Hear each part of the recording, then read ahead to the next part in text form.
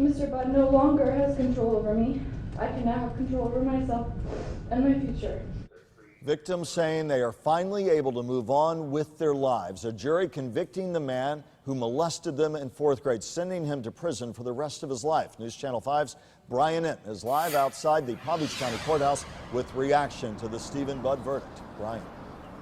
Michael, the two victims are just weeks away from going to college, spending the last week just feet from their former teacher, the man who sexually molested them almost every day of the 4th grade. And prosecutors say it is those victims and their strength and their bravery that make it so that man, Stephen Budd, won't be able to do that to anyone else.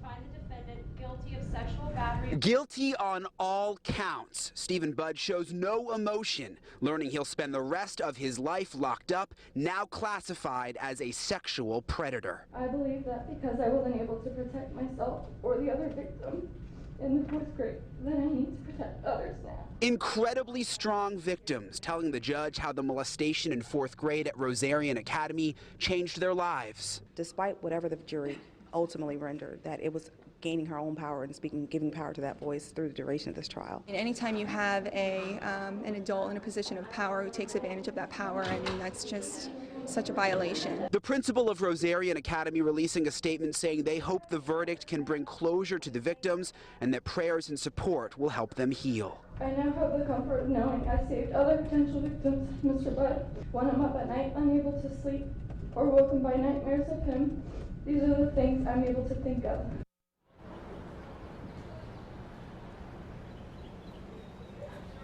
We learned today that Stephen Budd was actually offered a plea deal before this trial to 25 years in prison, but he turned it down. His attorney after the verdict not saying much, but he did say that his client maintains his innocence.